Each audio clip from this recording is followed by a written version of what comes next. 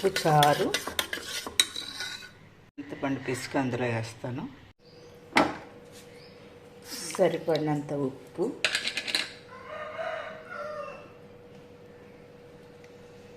కారం,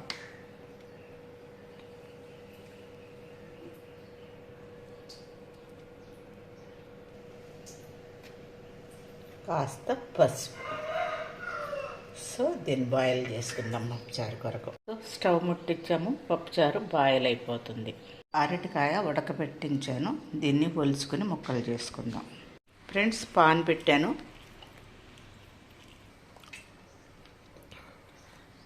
ఆయిల్ పోస్తున్నాను.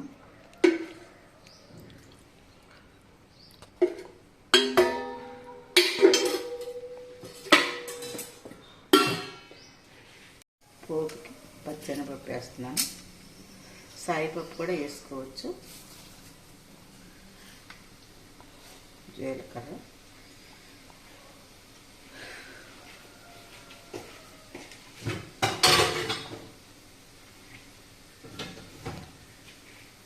కరివేపాకు ఆపేసేయండి.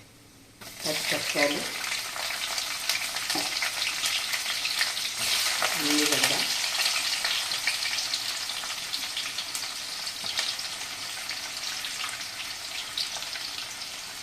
కరివేపాకు, కాస్త అల్లం వెల్లుల్లి పేస్ట్ ఒక 1½ స్పూన్,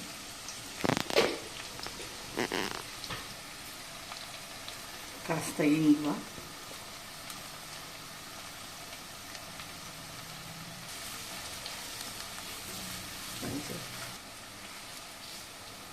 సాల్ట్ సరిపడినంత,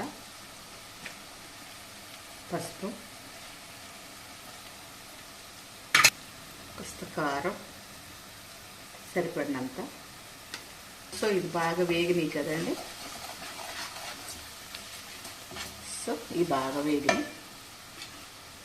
ఇప్పుడు అరటికాయ కోసి పెట్టుకున్నాం, అది వేసుకుని చక్కగా ఫ్రై చేసుకుందాం. మన పప్పుచారు బాయిల్ అయిపోయింది, దీన్ని మనం పోపేసుకుందాం. ఇప్పుడు మన అరటికాయ ఫ్రై అయిపోయింది. చూడండి ఎట్లా ఫ్రై ఎట్లా వస్తుందో, అట్లా రావాలి. సో పొడి పొడిలాడుతూ ఉంటుంది. సో ఇది కంప్లీట్ అయిపోయింది. దీన్ని స్టవ్ బంద్ చేసుకుని పక్కన పెట్టేసుకుందాం. టుడే లంచ్లోకి అరటికాయ ఫ్రై అండ్ పప్పు చారండి ఈరోజు. సో ఇది అయిపోయింది, పక్కన పెట్టేద్దాం. నేను పోపు పెడుతున్నాను ఇప్పుడు. పప్పుచారు పోపులోకి నెయ్యి వేస్తున్నాను. ఒక 2 స్పూన్లు అంత నెయ్యి వేసాను. దీంట్లో కాస్త ఎండుమిరపకాయలు,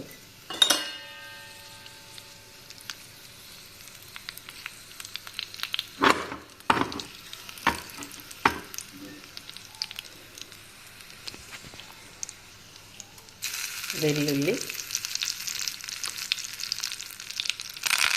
కొత్తిమీర, కరివేపాకు,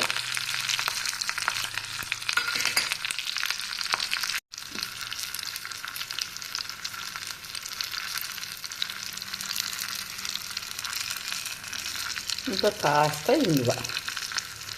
పోపులో మాత్రం కంపల్సరీ నేను ఇంగువ వేస్తానండి.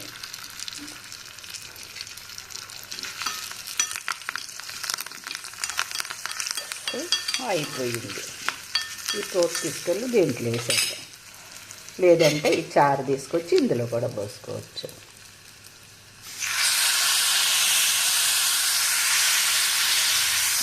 నెయ్యి వాసన భలే వస్తుందండి.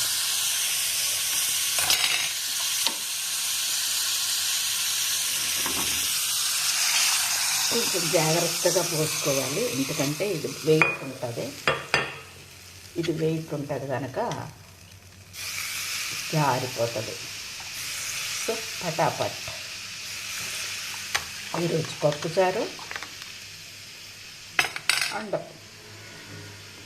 అరటి వేపుడు రెడీ అయిపోయిందండి. తెలియడే ఆలస్యం. ఓకే, మరి వీడియో నచ్చితే లైక్ చేయండి, షేర్ చేయండి, సబ్స్క్రైబ్ చేయండి. సబ్స్క్రైబ్ చేసేట్టు గంట బెల్ కొట్టండి, క్లిక్ చేయండి.